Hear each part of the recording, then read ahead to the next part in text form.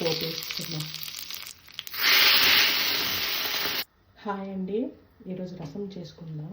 ఈ రసం చాలా సింపుల్, ఒకసారి ట్రై చేయండి. టేస్ట్ చాలా బాగుంటుంది. మనకి ఎంత రసం కావాలో అంత వాటర్ తీసుకొని చింతపండు వేసుకొని కొంచెం పసుపు, ఉప్పు చూసారు కదా, బాగా మరగాలి. రసం బాగా మరిగింది. ఇప్పుడు పోపు వేసుకుందాం. సిమ్లో పెట్టి పక్కన పెట్టేద్దాం. వేసుకోవాలి. ఆవాలు, జీలకర్ర, వాము. రసంకి వాము ఎక్కువ వేసుకోనండి. చిన్నపిల్లలకి ఏంటంటే ఈ రసం పడితే బేగా అరుగుతుంది.